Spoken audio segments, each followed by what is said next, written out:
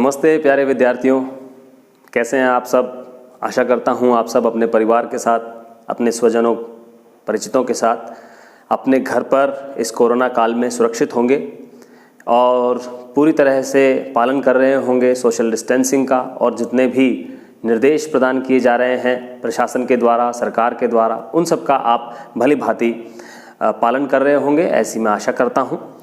हम पिछले दिनों गोविंदगढ़ महाविद्यालय के द्वारा चलाई जा रही ऑनलाइन कक्षाओं में रीतिकाल पर अध्ययन कर रहे थे।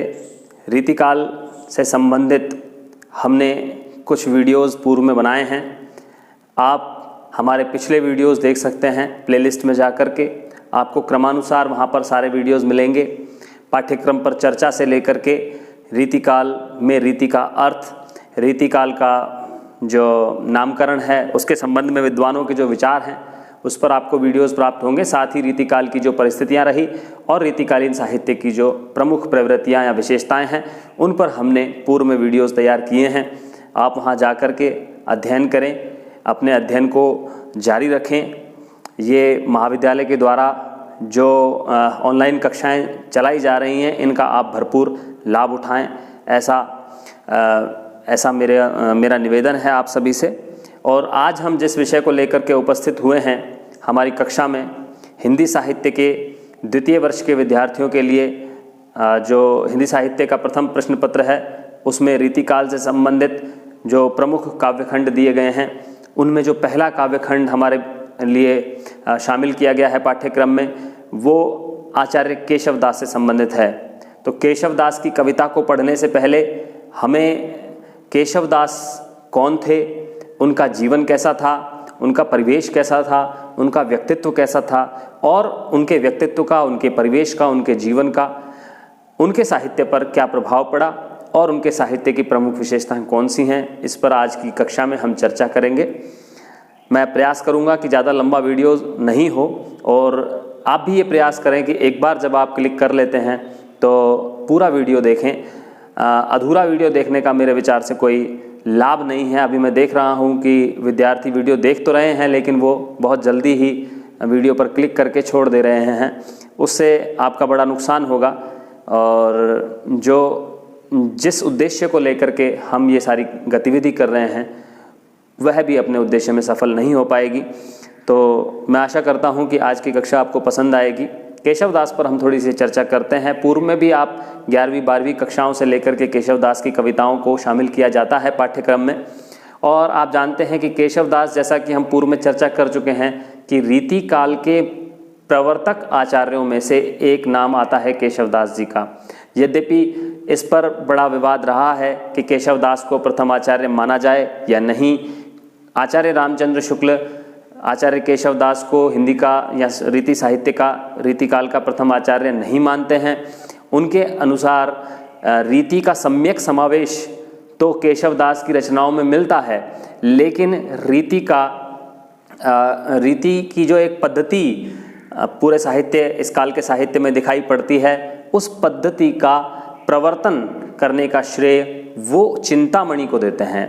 चिंतामणि चूंकि रसवादी आचार्य थे और चिंतामणि के बाद के जितने आचार्य हुए उन्होंने रसवादी परंपरा को अपनाया, इसीलिए आचार्य शुक्ल कहते हैं कि चिंतामणि रीतिकाल के प्रथम आचार्य हैं। जबकि केशवदास अलंकारवादी आचार्य थे और अलंकारवादी आचार्यों की जो परंपरा है वो आगे नहीं बढ़ी और लगभग 50 साल बाद चिंतामणि से रसवादी आचार्यों की एक नई परंपरा शुरू होती है। इसीलिए आचार्य शुक्ल केशवदास को रीतिकाल का प्रथम आचार्य तो मानते हैं लेकिन उसका प्रवर्तक उसे नहीं मानते हैं, उन्हें नहीं मानते हैं।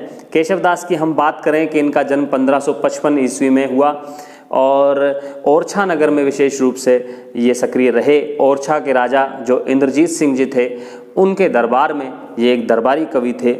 ये संस्कृत के प्रकांड विद्वान थे, इसीलिए ऐसा कहा जाता है कि इनके परिवार के जो नौकर थे, इनके घर में काम करने वाले लोग भी जो इनके नौकर थे वो भी संस्कृत का व्यवहार किया करते थे, संस्कृत भाषा का प्रयोग किया करते थे। और उसी ओर संकेत करते हुए इन्होंने एक बात भी कही है कि भाषा बोली न जानही जिनके कुल के दास, भाषा बोली न जानही, जिनके कुल के दास, सो भाषा कविता करी जड़मति केशवदास। सो भाषा कविता करी जड़मति केशवदास। भाषा का तात्पर्य यहाँ हिंदी से है और हिंदी की जो एक महत्वपूर्ण उपभाषा या बोली है ब्रज भाषा का इन्होंने अपनी कविता में प्रयोग किया। और संस्कृत क्योंकि उस समय अपदस्थ हो चुकी थी किसी भी साहित्य रचना के लिए, यद्यपि शास्त्रीय ग्रंथ उसमें लिखे जा रहे थे संस्कृत में, लेकिन साहित्यिक ग्रंथ संस्कृत में नहीं लिखे जा रहे थे। इस प्रवृत्ति को उन्होंने बहुत अच्छे से पहचाना और उन्होंने संस्कृत के स्थान पर ब्रज भाषा में अपनी कविता लिखी। जैसा कि हमें दिखाई पड़ता है तुलसीदास जी के काव्य में भी कि तुलसीदास जी भी संस्कृत के एक प्रकांड विद्वान थे। यदि आप रामचरितमानस पढ़ें तो उसमें आप देखेंगे कि प्रत्येक काल जब शुरू होता है या प्रत्येक खंड या कांड जब शुरू होता है तो वहाँ वो संस्कृत में स्तुतियाँ देते हैं और बीच बीच में संस्कृत के श्लोक आते हैं। और संस्कृत में वो पारंगत थे, परंतु उन्होंने जनमानस को देखते हुए, जन रुचि को देखते हुए, या यूँ कहें कि जनता तक उसका व्यापक प्रचार प्रसार हो और जनता उनके जो विचार हैं, साहित्यिक विचार हैं, उनका लाभ उठा सके, उससे लाभान्वित हो सके और अपने जीवन में कुछ सकारात्मकता का प्रसार कर सके। इसीलिए तुलसीदास ने भी अवधी भाषा को और ब्रज भाषा को अपने साहित्य सृजन के लिए माध्यम बनाया और उसी परिपाटी का प्रयोग केशवदास की रचनाओं में हमें देखने को मिलता है जब उन्होंने ब्रज भाषा को काव्य का माध्यम बनाया। और यद्यपि जो तुलसीदास जी थे उन्होंने तो ब्रज को अपनाया, अवधी को अपनाया, संस्कृत की भी रचनाएं उनमें मिलती हैं, लेकिन केशवदास की रचनाएं केवल और केवल ब्रज भाषा में मिलती हैं। हमारे पाठ्यक्रम में उनकी जो एक कृति है जिसका नाम है रामचंद्रिका, 1601 ईस्वी में इनके द्वारा निर्मित हुई। उसकी रचना उन्होंने 1601 ईस्वी में की। रामचंद्रिका को लेकर के आचार्य केशवदास पर बड़े आरोप लगाए जाते हैं। यहाँ तक कि यह भी कह दिया जाता है कि केशव को कवि हृदय नहीं मिला था या केशव हृदयहीन कवि हैं, या यह कह दिया जाता है कि केशव जो हैं वो क्लिष्ट काव्य के प्रेत हैं या कठिन काव्य के प्रेत हैं। तो यह जब हम देखते हैं तो हमें इससे पहले ये समझना चाहिए कि क्योंकि केशव रीतिकालीन आचार्य हैं, दरबारी वातावरण और सामंती परिवेश के बीच में रहते हुए वो साहित्य सृजन कर रहे थे। अपने राजाओं की जो मनोवृत्तियां थी उन मनोवृत्तियों को संतुष्ट करने के लिए, उनके मनोरंजन के लिए उनको काव्य लिखना पड़ता था और दरबारी जो परिवेश है उसका दबाव उन पर नियमित रूप से रहा होगा, ऐसी आशा कर सकते हैं। हमें पता चलता है जब उनके साहित्य का हम मूल्यांकन करते हैं तो हम देखते हैं कि उनके साहित्य में जो सामान्य मार्मिक स्थल होने चाहिए किसी भी एक कथा में, उन मार्मिक स्थलों पर उनका मन बहुत ज़्यादा रमा नहीं है। लेकिन जब वो नगर की शोभा का वर्णन करते हैं, नगर के ऐश्वर्य का वर्णन करते हैं या विलास का वर्णन करना शुरू करते हैं या युद्धों का वर्णन करते हैं या सेना का वर्णन करना जब शुरू करते हैं तो फिर उनकी वाणी पर जैसे सरस्वती विराजमान हो जाती हैं और वो बहुत सूक्ष्मता से, बारीकी से, विवरणात्मक रूप से वो काव्य की रचना करते हैं। लेकिन जहाँ पर जीवन के मार्मिक स्थल उपस्थित होते हैं जीवन में, वो उन मार्मिक स्थलों पर उनकी दृष्टि जो है वो रुकी नहीं है और बहुत जल्दी से उस स्थान को बचा करके वो आगे बढ़ गए हैं। रामचंद्रिका जो इनका ग्रंथ है उसमें उन्होंने 39 खंडों में, 39 अध्यायों में राम कथा का वर्णन किया है। और इस ग्रंथ में इतने अधिक छंदों का प्रयोग किया गया है, बार बार छंद बदलते हैं। जैसे कि पृथ्वीराज रासों की हम बात करें तो उसमें 68 प्रकार के छंद आए हैं। ऐसे ही ऐसा लगता है जैसे आदिकालीन प्रवृत्ति को अपनाते हुए या आदिकालीन रासो ग्रंथों की परंपरा को इन्होंने आत्मसात किया है और बहुत जल्दी जल्दी इसमें छंद परिवर्तित होते हैं। और यही कारण है कि रामस्वरूप चतुर्वेदी जिन्होंने हिंदी भाषा और संवेदना का विकास नामक एक बहुत महत्वपूर्ण ग्रंथ लिखा है, उसमें इन्होंने कहा है कि रामचंद्रिका तो छंदों का अजायब घर है। यानी कि आपको जितने भी प्रकार के छंद देखने हैं, उनके सुंदर प्रयोग देखने हैं, वो आप रामचंद्रिका में देख सकते हैं। रामचंद्रिका में राम की कथा का ही वर्णन किया गया है, आपके पाठ्यक्रम में है और हम संभवतः कल की कक्षा से ही हम केशवदास की रामचंद्रिका पर चर्चा करेंगे। लेकिन कुछ और थोड़ी सी चर्चाएं मैं आपके बीच में यहाँ रखना चाहता हूँ कि केशवदास जी की जो रामचंद्रिका रचना है, रामचंद्रिका रचना में इन्होंने इतनी क्लिष्ट शब्दावली का प्रयोग किया है या इतने भावों की इतनी जटिलता है कि एक सहृदय पाठक का मन रामचंद्रिका में रमता नहीं है, और संभवतः ऐसा भी कहा जा सकता है कि इनका स्वयं का मन भी रामचंद्रिका में उतना नहीं रमा है। रामचंद्रिका यद्यपि राम की स्तुति का एक ग्रंथ है, राम जी के चरित्र को सामने रख करके संभवतः ऐसी स्थिति आ सकती है कि कवि ने ये प्रयास किया हो कि राम की जो भक्ति है उनके मन में, उसको उन्होंने व्यक्त करने का प्रयास किया होगा, लेकिन जो एक भक्त के मन में आत्मसमर्पण का भाव होता है, उसके हृदय में जो ईश्वर के प्रति या जो अपने भगवान के प्रति जो भक्ति का भाव होता है, या भक्ति की जो सूक्ष्म भावना होती है, उसका कहीं भी प्रदर्शन इस काव्य में नहीं मिलता है, या वह सूत्र हमें इस पूरे काव्य में देखने को नहीं मिलता है। ऐसा लगता है कि यह ग्रंथ रीति ग्रंथों की तरह ही केवल मनोविलास के लिए लिखा गया है, अपनी पांडित्य का प्रदर्शन करने के लिए लिखा गया है, लोगों को छंदों का ज्ञान कराने के लिए लिखा गया है, और केवल अपने महत्व की स्थापना करने के लिए लिखा गया है। ऐसा भी कहा जाता है कि इन्होंने रामचंद्रिका की रचना तुलसीदास से प्रतिस्पर्धा करते हुए लिखा है। तुलसीदास जी ने रामचरितमानस लिख दिया है और वो बहुत फेमस हो रहा है, बहुत प्रसिद्ध हो रहा है, बहुत ख्याति प्राप्त हो रही है उस ग्रंथ को, तो क्यों न मैं भी एक ऐसा ही ग्रंथ लिखूं। और संभवतः इसीलिए उन्होंने इतने सारे छंदों का उसमें प्रयोग किया है, इतने सारे अलंकारों की ठूस ठास कर दी है इस ग्रंथ में, कि ऐसा लगता है कि उन्होंने केवल जो तुलसीदास जी की कविता है उसको नीचा दिखाने के लिए या अपनी कविता को उससे श्रेष्ठ दिखाने के लिए इन्होंने इस ग्रंथ की रचना की है। तो जो सामान्य जो मुद्दे हैं या जो सामान्य बिंदु हैं, उन सामान्य बिंदुओं पर अगर हम बात करें भाव पक्ष की, तो भाव पक्ष में यह जो ग्रंथ है वो बहुत ज़्यादा सफल नहीं दिखाई पड़ता है। लेकिन आचार्य रामचंद्र शुक्ल जी ने एक बात ज़रूर कही है कि जहाँ पर इन्होंने समास शैली का आश्रय नहीं लिया है, समास शैली का यानी कि शब्दों को मिला मिला करके प्रयोग करने, जब प्रयोग किया जाता है तो उसको समास शैली कहते हैं। तो जहाँ पर इन्होंने समास शैली का आश्रय नहीं लिया है, यानी कि इन्होंने ज़्यादा घालमेल नहीं की है शब्दों की, या शब्दों के सामासिक जो पदबंध हैं उनका प्रयोग जब इन्होंने नहीं किया है, तो वहाँ इन्हें संवादों में विशेष सफलता मिली है। इन्होंने कुछ एक पंक्तियाँ ऐसी लिखी हैं जो ऐसा लगता है कि एक पंक्ति में ही 3 या 4 संवाद इन्होंने प्रस्तुत कर दिए हैं।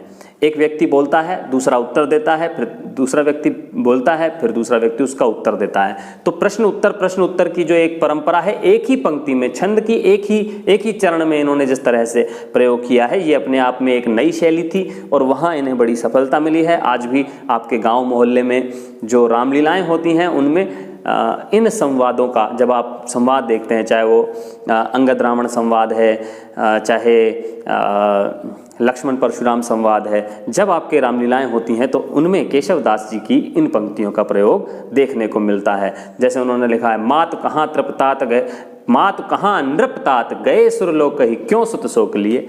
अब यहाँ पर भरत कह रहे हैं मात कहाँ नृपतात, मेरे पिता कहाँ है। एक ही पंक्ति, सवैया छंद की एक पंक्ति में आपको 4 यहाँ पर संवाद मिलेंगे। मात कहाँ नृपतात, प्रश्न पूछा गया है कि मेरे पिता कहाँ गए, भरत के द्वारा पूछा गया है। माता कहती है गए सुरलोक ही, मतलब वो तो सुरलोक से धार गए। फिर वो पूछते हैं, भरत पूछते हैं कि क्यों, तो माता कहती है सुत शोक लिए, पुत्र के शोक को हृदय में रखते हुए वो इस संसार से विदा हो गए। तो ये एक ही पंक्ति में, एक ही चरण में, सवैया छंद की एक ही चरण में 4 संवाद इन्होंने दे दिए हैं। मात कहाँ नृपतात गए सुरलोक ही क्यों सुत शोक लिए। तो ये बड़ी एक खूबसूरत सी परंपरा का पालन इन्होंने यहाँ पर किया है।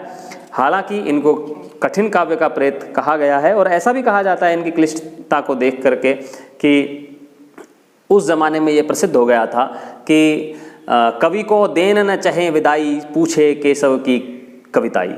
अगर आजकल हम देखें, अब तो वैसी परंपरा नहीं है कि कवियों को आमंत्रित किया जाए और उनसे कविताओं के अर्थ पूछे जाएं, और अगर वो कविताओं के अर्थ न बता पाएं तो वो उनको उनका मानदेय न दिया जाए। ऐसी कोई परंपरा नहीं है। आज हम जब कवियों को बुलाते हैं तो वो अपनी कविताएं पढ़ते हैं और अपना मानदेय ले लेते हैं। लेकिन ऐसी परंपरा रही होगी कि जहाँ पर कवियों को बुलाया जाता होगा और कवि कविताओं के अर्थ स्पष्ट किया करते होंगे, और जब वो अर्थ स्पष्ट न कर पाते होंगे तो उनका मानदेय उन्हें नहीं दिया जाता होगा।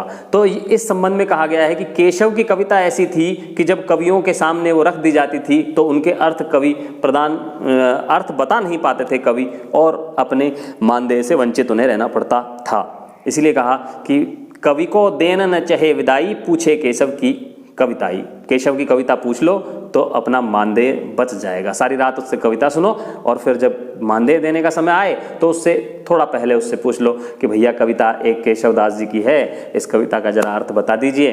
तो वो बता नहीं पाएगा, और जब बता नहीं पाएगा तो अपनी जो मानदेय है उसका दावा वो कैसे करेगा। तो ये तो बात हुई जो इनकी रामचंद्रिका है उसके बारे में। अब थोड़ी सी बात, चूंकि वो रीतिकाल के प्रथम आचार्य हैं तो रीतिकाल की थोड़ी सी चर्चा कर लेते हैं कि इनकी कुछ एक रचनाएं ऐसी हैं जो रीतिकाल की प्रमुख रचनाएं कहलाती हैं और रीति बद्ध धारा की के प्रमुख रीति ग्रंथ माने जाते हैं, जिनसे रीतिकालीन जो परंपरा है उसका सम्यक प्रवर्तन माना जाता है। तो एक कविता जो इनकी रचना है वो है कवि प्रिया, और एक इनकी रचना है रसिक प्रिया। तो कवि प्रिया में इन्होंने अलंकारों का वर्णन किया है। मैंने बताया भी आपको, ये एक चमत्कारवादी आचार्य थे, और चमत्कारवादी आचार्य होने के साथ साथ ये एक अलंकारवादी आचार्य थे। इन्होंने संस्कृत काव्य शास्त्र के भामह, दंडी, उद्भट नाम के जो ये अलंकारवादी आचार्य रहे, अलंकार शास्त्र के, अलंकार संप्रदाय के जो प्रणेता रहे और अलंकार संप्रदाय से जुड़े हुए जो प्रसिद्ध आचार्य रहे, उनके ग्रंथों से प्रेरित होकर के इन्होंने कवि प्रिया की रचना की। कवि प्रिया में अलंकारों का विवेचन किया गया है। एक रचना और भी इनकी मिलती है रसिक प्रिया, जिसमें इन्होंने रसों का विवेचन किया है। ऐसा अब यहाँ पर आकर के कुछ लोग कह सकते हैं कि साहब ये इन्होंने तो रस का भी प्रवर्तन किया है, रस का भी इन्होंने रसों का भी इन्होंने विवेचन किया है, तो फिर इन्हें अलंकारवादी आचार्य क्यों कहा जाता है। तो यहाँ पर यह स्पष्ट कर लेना बहुत आवश्यक है कि इन्होंने रस को भी अलंकार का ही एक अंग मान करके, क्योंकि अलंकार का तात्पर्य है जो कविता को सुंदरता प्रदान करे, और रस भी कविता को सुंदरता प्रदान करता है। इसीलिए इन्होंने कवि रस को भी, या रस के अलावा जितने भी उपादान या जितने भी काव्यांग हैं उनको अलंकार का ही अंग मानते हुए इन्होंने विवेचन किया है। इसीलिए इन्हें अलंकारवादी आचार्य माना जाता है। इनकी एक रचना है रसों की जिसका नाम है रसिक प्रिया। ऐसा कहा जाता है कि वो जो राजा थे उस समय के इंद्रजीत, उनकी कोई प्रेमिका थी, उनकी जो एक नर्तकी थी उनके दरबार में रहने वाली, उस नर्तकी राय प्रवीण को इन्होंने संस्कृत काव्य शास्त्र की शिक्षा देते हुए या कविता लिखने की शिक्षा देते हुए उन्होंने इस ग्रंथ की रचना की थी। तो इनकी एक आध और ग्रंथ हैं, जैसे छंदमाला इनका एक ग्रंथ है, और छंदमाला के बारे में कहा जाता है कि छंद शास्त्र का ये रीतिकाल का सबसे प्राचीन ग्रंथ है, जिसमें इन्होंने छंद सिखाए हैं कि छंद किस तरह के होते हैं और छंदों के प्रयोग किस तरह से किए जाने चाहिए, छंदों की विशेषताएं कौन सी होती। छंदमाला इनका एक ग्रंथ है। इसके अलावा इनका एक ग्रंथ है विज्ञान गीता। विज्ञान गीता एक आध्यात्मिक ग्रंथ है और प्रतीक शैली में लिखा गया है, जो कि संस्कृत के एक कृष्ण कवि हुए हैं जिनकी एक रचना है प्रबोध चंद्रोदय। प्रबोध चंद्रोदय की तर्ज पर इन्होंने या उसका अनुवाद करते हुए लिखी है, जिसमें जीवन के दर्शन का, जीवन के जो आध्यात्मिक रहस्य हैं उनका वर्णन करते हुए इन्होंने ये ग्रंथ लिखा है। एक और इनका ग्रंथ है जहांगीर जस चंद्रिका।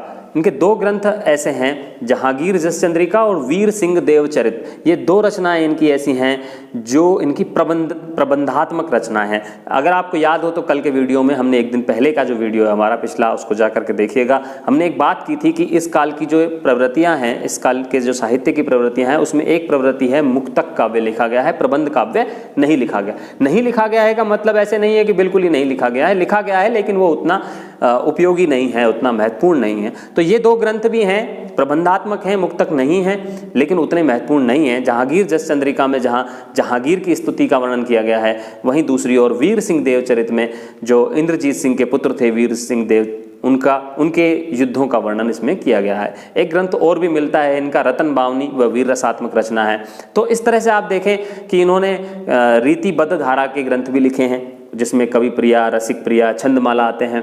इन्होंने भक्ति का ग्रंथ भी लिखा है, जिसमें विज्ञान गीता आध्यात्मिक ग्रंथ है, जिसमें रामचंद्रिका सीधे सीधे राम भक्ति से संबंधित ग्रंथ है। इसके अलावा हम बात करें, उन्होंने वीर रसात्मक रचनाएं लिखी हैं, जहांगीर जस चंद्रिका, वीर सिंह देवचरित और रतन बावनी, ये इनके वीर रसात्मक रचनाएं हैं। तो इस तरह से अगर हम बात करें तो इनके ग्रंथों में, इनके जो ग्रंथ हैं आचार्य केशव के, उनमें विविधता मिलती है हमें। और विविधता तो मिलती है, लेकिन फिर भी शुक्ल जी ने ये माना है कि उनकी कविता में क्योंकि एक भावुक कवि का हृदय कहीं दिखाई नहीं देता है, इसीलिए इन्हें वो एक बहुत श्रेष्ठ कवि नहीं मानते हैं और रीतिकाल का आचार्य भी उन्हें नहीं मानते हैं। हालांकि जो मिश्र बंधु हैं उन्होंने केशव दास को भाषा का मिल्टन कहा है और बच्चन सिंह जी ने केशव को क्लासिकल कवि कहा है। क्लासिकल कवि का मतलब वही है जिसने शास्त्रीय पद्धति का पालन किया है। कुछ और भी लोग हैं जिन्होंने ये प्रयास किया है कि किसी तरह से, जैसे जो एक नाम आता है विश्वनाथ प्रसाद मिश्र जी का, वो भी इनको हिंदी का पहला आचार्य मानते हैं और ऐसा मानते हैं कि रीतिकाल का जो प्रणयन है या उसका जो प्रवर्तन है वो भक्ति काल में केशवदास ने कर दिया था। तो इस तरह से हम देखें तो केशव का एक जो काव्य संसार है उससे हमें यह पता चलता है कि वो एक अद्भुत प्रतिभा संपन्न व्यक्ति थे और संस्कृत काव्य शास्त्र को जानते हुए भी हिंदी में कविता को उन्होंने समृद्ध करने का प्रयास किया। विभिन्न स्वरूप उनकी कविता के दिखाई देते हैं, जिससे हम केशवदास के, यद्यपि उनको कवि की कोटि में कुछ लोग नहीं मानते हैं, लेकिन उसके बाद भी इनका हिंदी साहित्य को समृद्ध करने में पर्याप्त योगदान है और हिंदी साहित्य में एक नई परंपरा, जो रीतिकालीन परंपरा है, उसको स्थापित करने में भी इनका एक बड़ा योगदान माना जा सकता है। आज की हमारी कक्षा को यहीं विराम देते हैं। मैं समझता हूँ केशवदास पर आज आपने बहुत अच्छी जानकारी प्राप्त की होगी। हमारे वीडियोस के साथ जुड़े रहें और अन्य विद्यार्थी जो सोशल मीडिया के माध्यमों से नहीं जुड़े हुए हैं उन तक भी हमारे वीडियोस के लिंक आप पहुँचाएँ। ग्रुप में, व्हाट्सएप ग्रुप में जुड़ने के लिए आप मैसेज कर सकते हैं मेरे व्यक्तिगत नंबर पर 99 50 88 52 42 मेरा व्हाट्सएप नंबर है, उस पर आप करें। फ़ोन न कीजिएगा, फ़ोन में सामान्यतः उठा नहीं पाता हूं, तो आप मैसेज कर दीजिएगा और अपने जो कॉलेज का आईडी है वो इस पर भेज दीजिएगा, तो मैं आपको कॉलेज के व्हाट्सएप ग्रुप में शामिल कर लूँगा। और जो अन्य भी जानकारियां हम कॉलेज के ग्रुप पर देते हैं वह भी आप तक पहुंचती रहेंगी। और मैं आपके सुखद भविष्य की कामना करते हुए इस वीडियो को यहीं विराम देता हूं। बहुत बहुत धन्यवाद, शुक्रिया, नमस्ते।